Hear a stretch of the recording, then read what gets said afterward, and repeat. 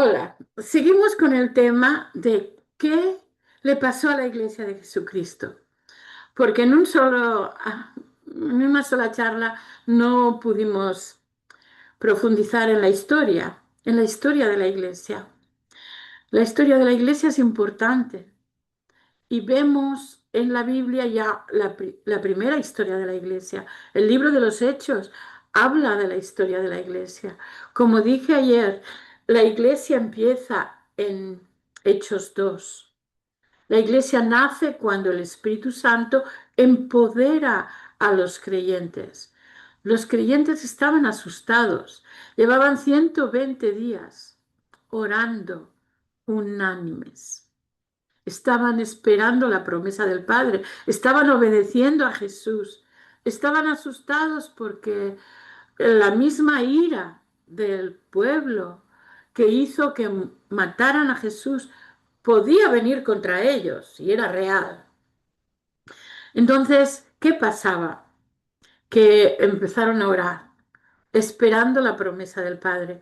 Y la promesa del Padre, como dijimos ayer, era tremendamente poderosa, maravillosa, y os lo voy a leer. Vamos a leer algunas partes de Hechos en las que vemos cómo la iglesia empezó y cómo era el diseño, qué iba pasando en la iglesia del Señor desde el principio y cómo en los problemas que iban surgiendo iban encontrando soluciones con la ayuda del Espíritu Santo.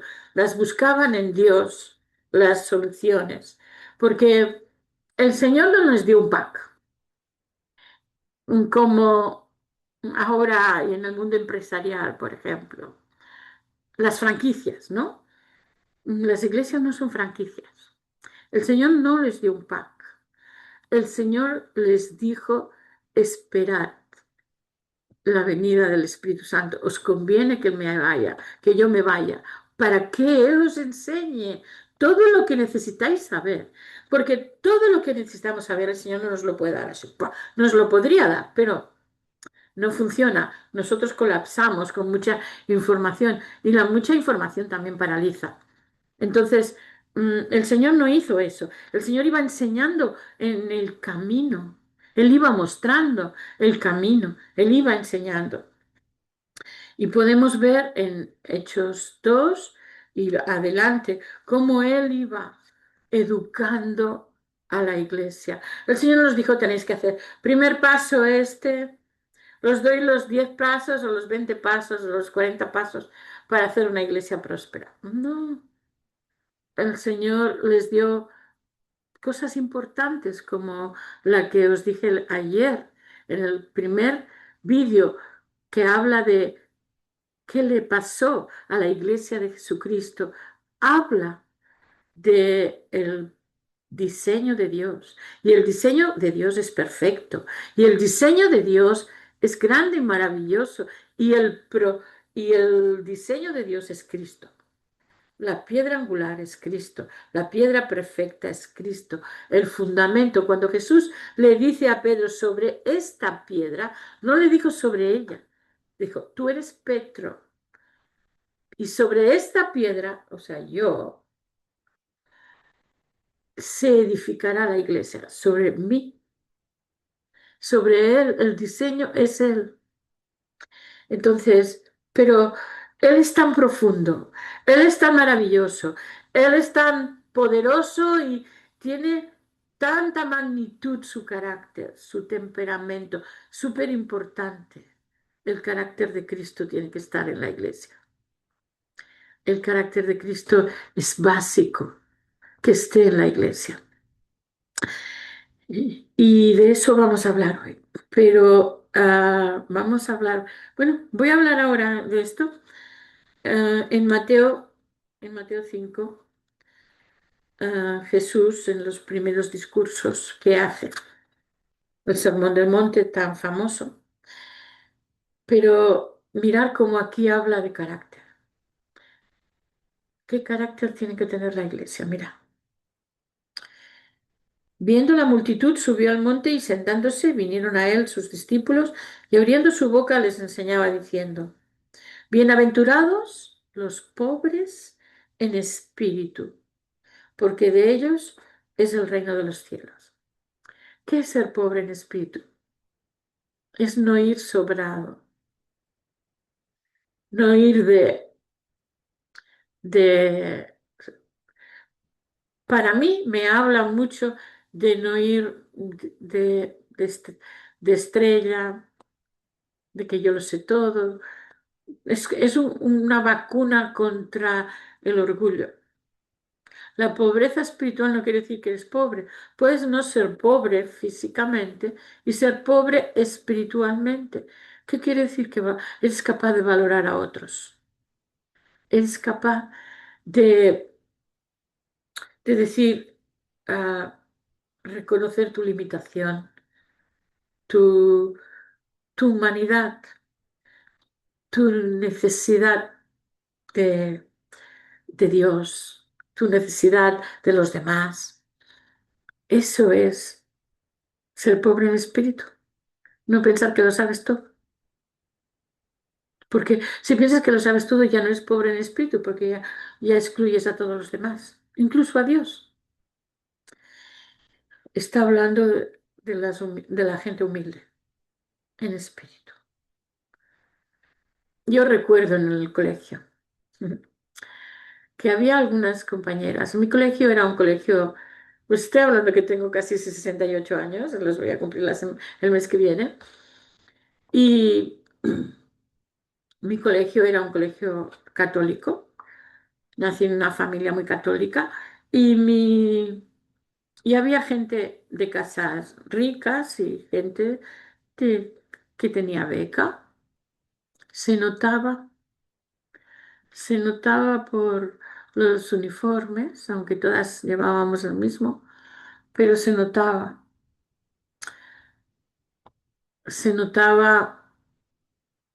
por la forma de ir planchada y se notaba por la soberbia de las personas. Y como yo aprendí a vivir con las dos clases, mm, me ofendía la gente que miraba a las demás como por encima del hombro. Siempre rechacé el orgullo, siempre la soberbia, la preponderancia, creerse la última Coca-Cola del desierto.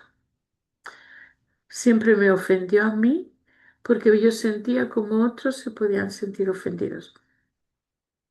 Eso es que ya desde pequeñita, como me enamoraba Jesús, me ponían películas de Jesús y a mí me enamoraba Jesús. Pues yo ya veía esas cosas mal desde pequeñita.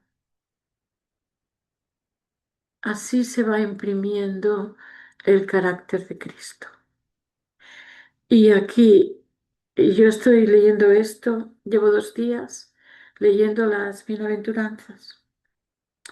Bienaventurados los que lloran, porque ellos recibirán consolación. Yo he sido siempre muy sensible y he llorado mucho últimamente, no lloro ya. Habré madurado, pero he llorado muchísimo en mi vida. Pero también he recibido consolación. Y cuando lloras, aprendes a tener compasión. Cuando sufres, aprendes a tener compasión. Por eso es una de las cosas buenas de sufrir, porque tiene cosas buenas. Sufrir. Si Jesús no hubiera sufrido, nosotros no nos hubiéramos salvado. Hay tantas cosas buenas. Pero la filosofía de ahora es no hay que sufrir. Pero la Biblia es nuestro espejo. La Biblia como espejo nos lee a nosotros. Y cuando leemos algo, tenemos que dejar que pase aquí dentro. La palabra nos lea a nosotros y nos corrija. Porque la palabra de Cristo es poderosa para redarguir, para corregir en justicia, para que los hombres y mujeres de Dios estemos completos y no nos falte nada de las virtudes que necesitamos para mostrar a Cristo. Bienaventurados los mansos, porque ellos recibirán la tierra por heredad. No los que andan pisándose unos a otros en competitividad. No los que escalan sobre otros cadáveres, humillando o haciendo daño. Eso es la agresividad del éxito del mundo, pero ese no es el éxito de Dios. El éxito de Dios es lo contrario. Es cuando tú eres manso, la promesa es grande. Vas a heredar la tierra, la vas a recibir por herencia, pero herencia de Dios, wow. Eso es una super promesa. Los pobres en espíritu recibirán el reino de los cielos. Dice que el reino de los cielos es de ellos, es de los humildes. Los que lloran recibirán consolación. Y la consolación de Dios llega tan profundo que es maravillosa. Bienaventurados los que tienen hambre y sed de justicia porque serán saciados. Yo recuerdo que cuando me convertí, lo que me vino mucho era hambre y sed de justicia. Hambre y sed de la palabra de Dios. Hambre y sed de la verdad. Y leía 10 capítulos. No he podido volver a eso. Leía 10 capítulos diarios. Solo lo he conseguido en tiempos de ayuno, pero entonces lo hacía cada día. Claro que era soltera y tenía todo el día para Dios, aunque trabajaba y estudiaba, ¿no? Los que tienen hambre y sed de justicia serán saciados. Ese hambre que te hace querer comer de la palabra de Dios, alimentarse, a comer de Cristo. Yo soy el pan de vida, dice Jesús. Yo soy el agua viva. De esa agua tenemos que beber y de ese pan tenemos que comer. Bienaventurados los misericordiosos, porque ellos alcanzarán misericordia. Bienaventurados los limpios de corazón, porque ellos verán a Dios. Eso está en el Salmo 24. Hoy he estado meditando en ese salmo. Ya David vio eso de los limpios de corazón. Fíjate lo que hace Jesús en las bienaventuranzas, que algunas de ellas ya están, por ejemplo, los que lloran están en Isaías 61, 2, cuando el Señor dice que vendará el corazón de los quebrantados. El Señor toma esa escritura y la lleva más fuerte, ya la lleva a una bienaventuranza. Es como decirles, sentíos felices cuando lloréis, sentíos felices, porque vais a recibir la consolación de Dios.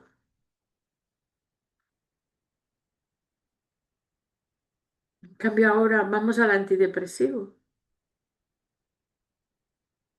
porque nos ahogamos en la tristeza, cuando eso tenemos que, y no digo que en un momento dado no hay que tomar antidepresivos, no digo eso,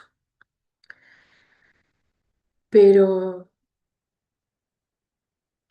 si viéramos esta escritura como eso, ¿no?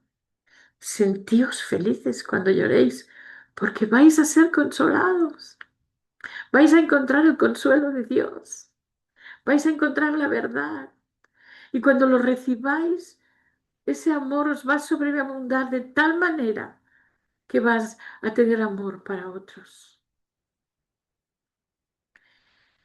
Bienaventurados los pacificadores, porque ellos serán llamados hijos de Dios.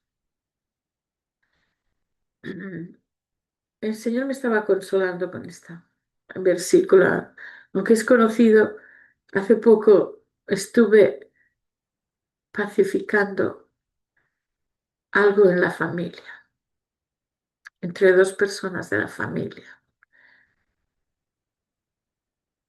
porque el amor quiere la unidad, el amor quiere el perdón, el amor quiere la restauración, el amor no permite que el enemigo destruya la familia.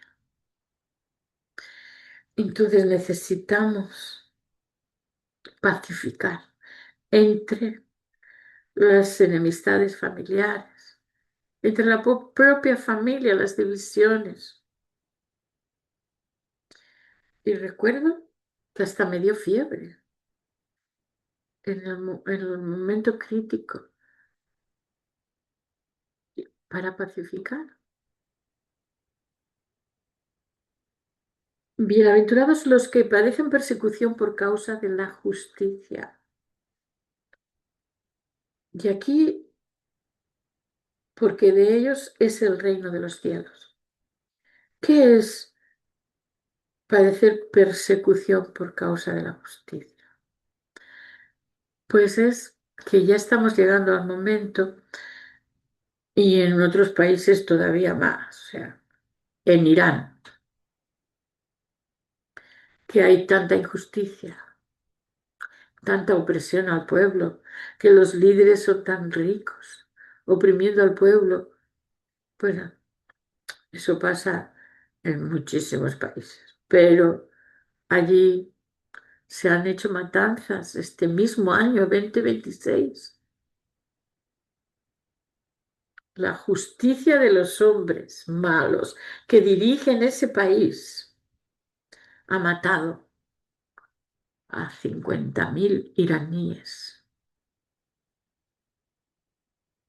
que han muerto en las calles por manifestarse contra el régimen. Asesinado por la represión. Bienaventurados los que padecen persecución por causa de la justicia. Bueno, yo he sufrido persecución por ser cristiana en España. He sufrido persecución por hablar de Dios a mis alumnos, cuando no era maestra de religión. Por eso quise ser maestra de religión, porque dije así no me van a poder callar. Y claro, ahora ya no me callaban por hablar de Dios, ahora me callaban por otras cosas. Porque hablar de Dios no es solo hablar de Dios, es defender a los niños del satanismo. O sea, protegerlos, vaya, del satanismo, que se introduce en la escuela muchas veces. En mi escuela hizo, se convirtió la escuela en una escuela de brujería porque a los maestros les pareció guay imitar una película de Harry Potter y promocionar los libros de Harry Potter cuando esos libros enseñan brujería pura y dura. Y cuando la brujería realmente es algo dañino, entonces esto no se puede hacer. Y cuando uno empieza a defender que esto no se puede hacer, tú eres perseguido por causa de la justicia. Cuando te pones del lado de Dios, en momentos que la gente está en el lado del diablo, te pueden perseguir porque están en lugares directivos. Esto es sufrir persecución por causa de la justicia. Cuando tú decides por Dios, cuando los que dirigen están dirigiendo en contra de Dios. Cuando tú decides proteger a los niños de la brujería y te amenazan a echarte del trabajo.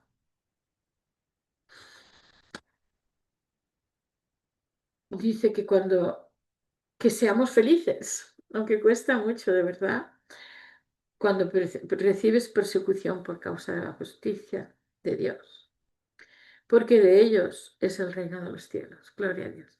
Gracias, Señor, por estas palabras de consolación. Y pido por todos los maestros que pueden estar pasando estas situaciones en España. Bienaventurados cuando por mi causa, dice Jesús, os vituperen, os castiguen, os persigan y digan toda clase de mal contra vosotros mintiendo. Claro, que si dicen cosas malas, pero son verdad, entonces estamos recibiendo el castigo de nuestro propio pecado. Pero cuando dicen cosas malas de nosotros y ya no sabes, me acuerdo que yo no había hecho nada malo, simplemente decir que la brujería era mala, que habían cosas que eran peligrosas que les permitiéramos y estaba haciendo esto y me prohibieron en un país democrático hablar en el chat de los maestros. El jefe de estudios me prohibió hablar al chat. Yo sentí que todos los maestros estaban contra mí. No era real, lo que pasa que así había mucha, mucha opresión. Me acuerdo que a una que era amiga mía, mi mejor amiga en la escuela, le dijeron a algunos maestros, no te unas a Dana porque Dana es peligrosa, porque lo que tiene es contagioso. Y yo dije, ojalá, ojalá fuerais todos contagiados de esto, porque lo que tengo es que me ha robado el amor, Cristo. Cuando por mi causa, porque sí, yo tenía que ser fiel a Dios, era maestra de religión en esa escuela y tenía que ser fiel a Dios. Y y me querían callar la boca. Y yo iba en contra de donde remaban los demás, claro, iba en contra, no podía estar de acuerdo, lo dije desde el principio. Y soy una persona comprometida. Y ese año me costó. Pero el Señor dice, bienaventurada eres, porque por mi causa has pasado todo esto. Me acuerdo que me retaron a leer la Biblia satánica. Digo, ¿para qué tengo que leer yo la Biblia satánica? Ya tengo bastante con leer la Biblia. Con la Biblia tengo mucho. No necesito la otra que está diciendo puro cosas contrarias. No sé ni sé lo que dice. Gozaos y alegraos porque vuestro galardón es grande en los cielos, porque así persiguieron a los profetas que fueron antes que vosotros. Este, esta mezcla de bienaventuranzas, desde la humildad, el llorar, el sufrir, la mansedumbre, cuando ahora todo es una competencia terrible, el hambre y la sed de justicia, la misericordia, la limpieza de corazón, la paz, el ser pacificadores y que por hablar la verdad nos nos caigan cosas. Todo eso es cómo tiene que tener el carácter la iglesia, el carácter de Cristo. Cristo hizo así, Él fue así. Y el sermón de la montaña es súper importante porque confirma la ley del Antiguo Testamento y la pone en un nivel más alto. Y en ese nivel está la iglesia de Jesucristo.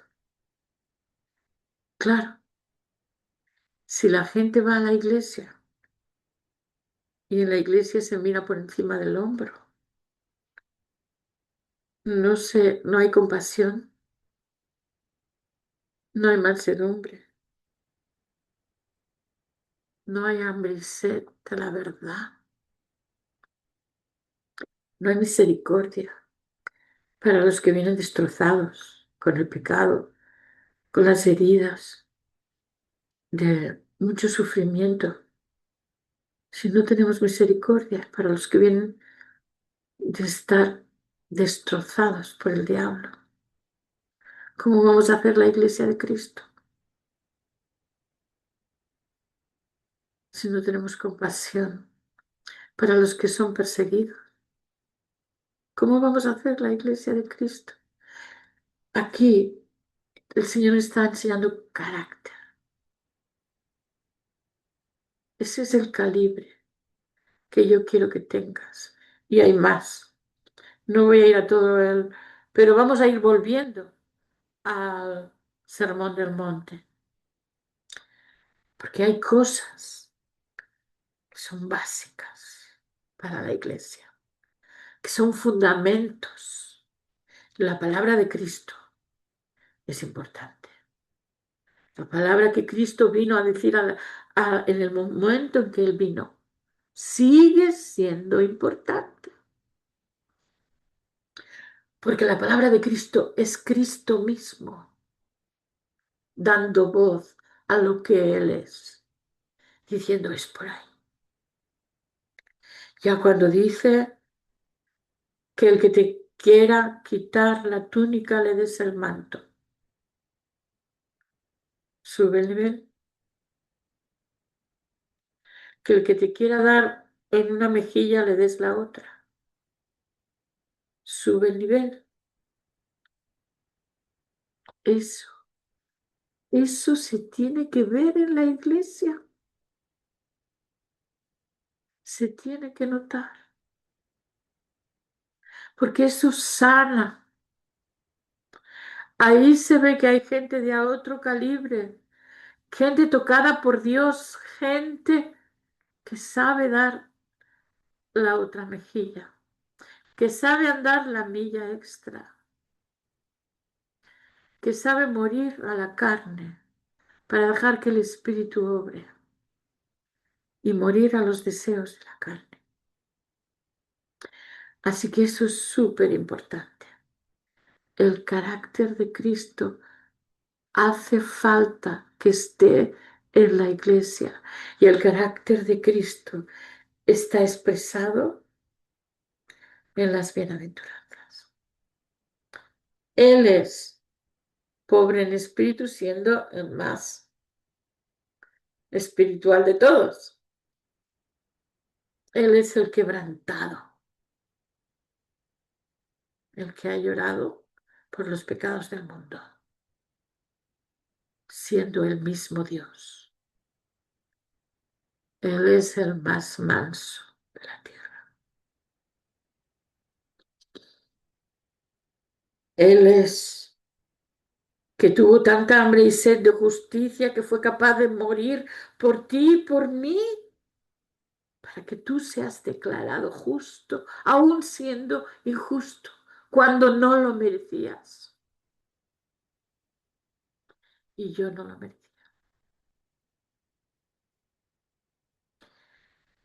Él es el misericordioso que tocaba a los leprosos.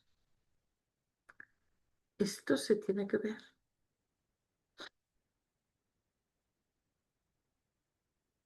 Él es de limpio corazón. Se tiene que ver que no hay doblez, que no hay intereses ocultos, que no hay soborno posible, que no hay precio que pagar extra, porque tú y yo lo has pagado todo.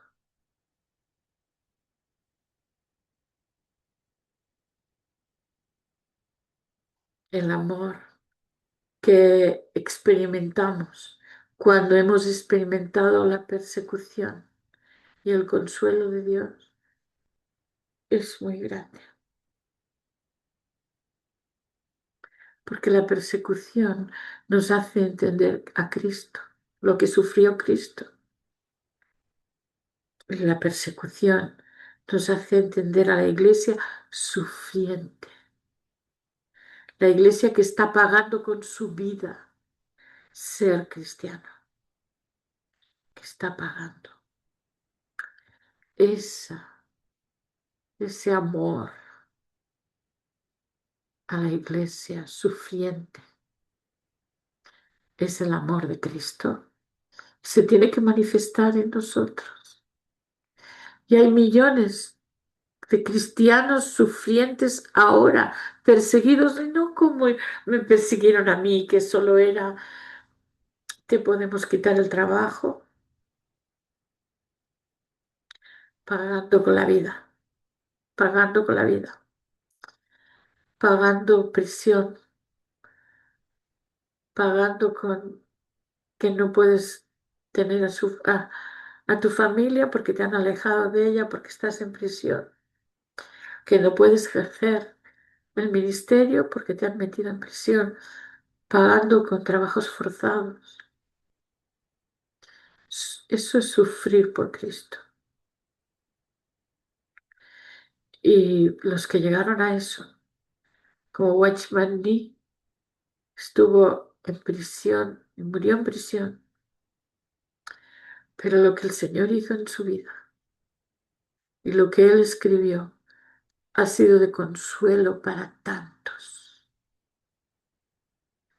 La iglesia viva de Cristo tiene que ir por ahí.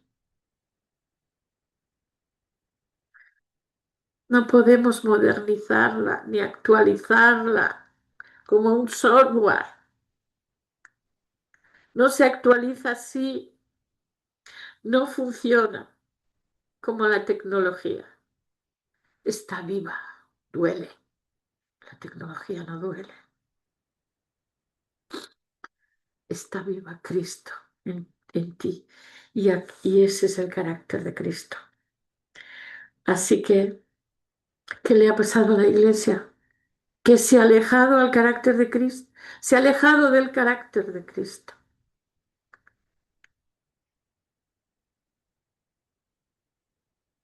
Necesitamos volver a Cristo, volver al diseño, volver al principio,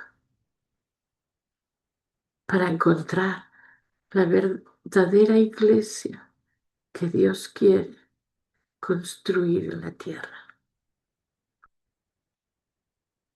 para que seas parte, seamos parte de la iglesia de Jesucristo y demos la talla,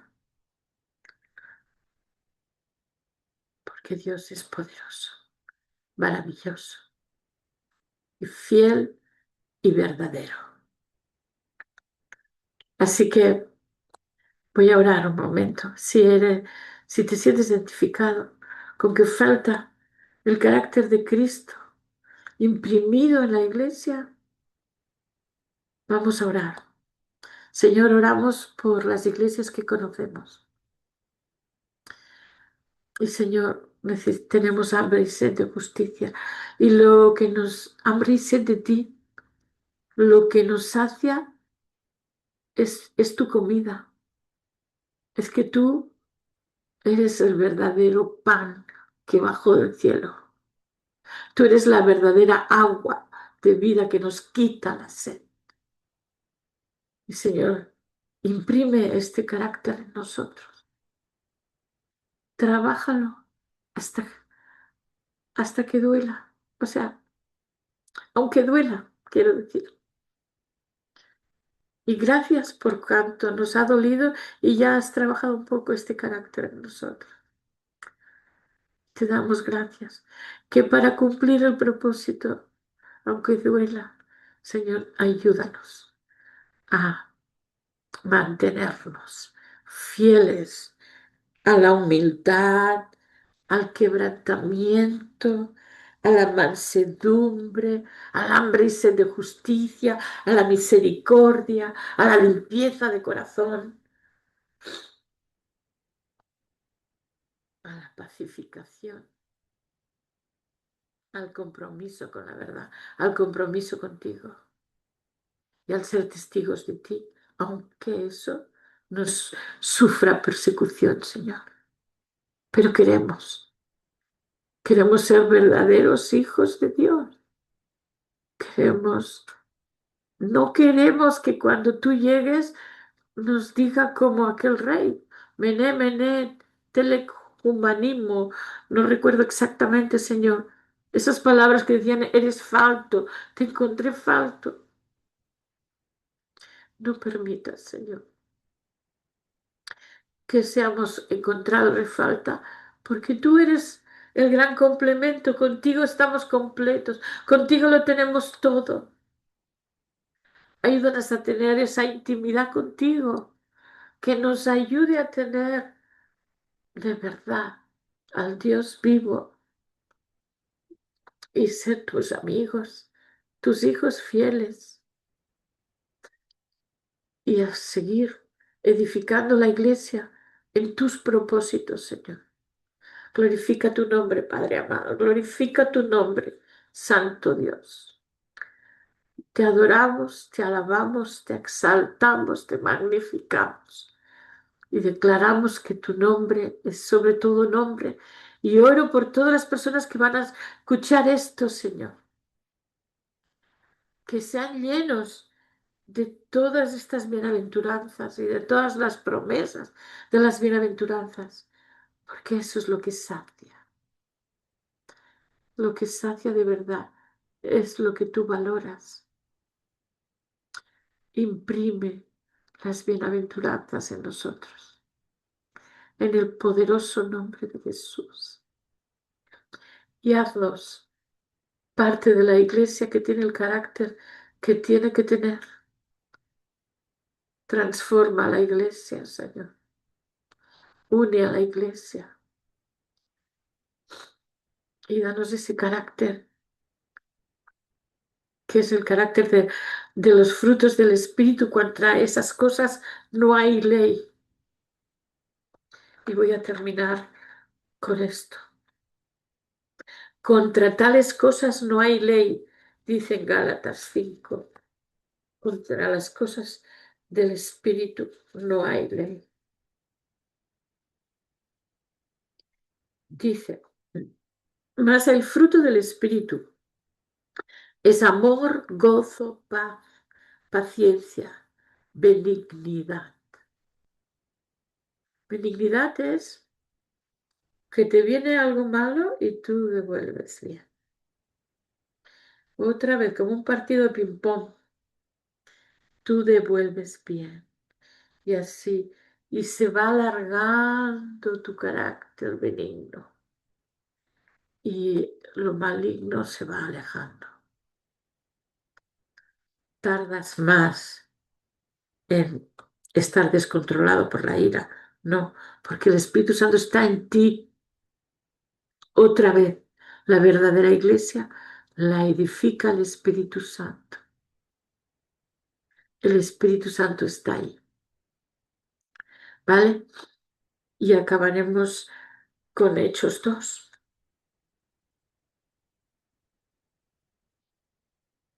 Cuando llegó el día de Pentecostés, estaban todos unánimes juntos, y de repente vino del cielo un estruendo como un viento recio que soplaba, el cual llenó toda la casa donde estaban sentados. Y se les aparecieron lenguas repartidas como de fuego, asoltándose sobre cada uno de ellos.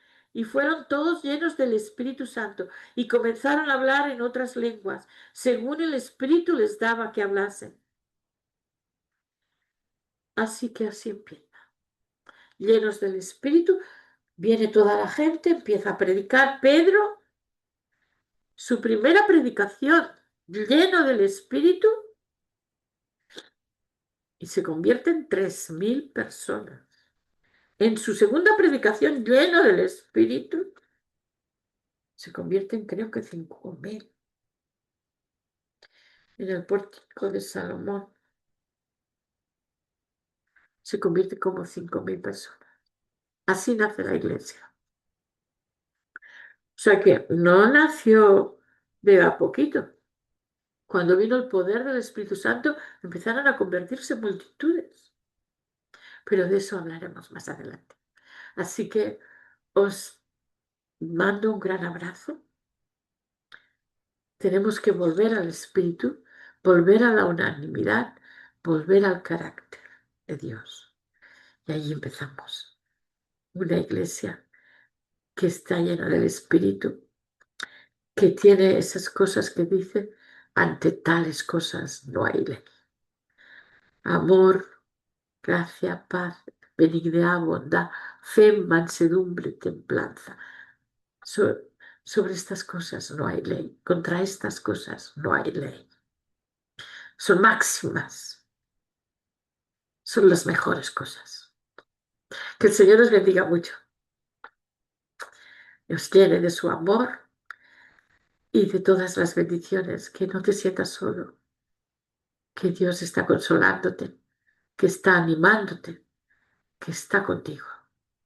Bendiciones y hasta mañana.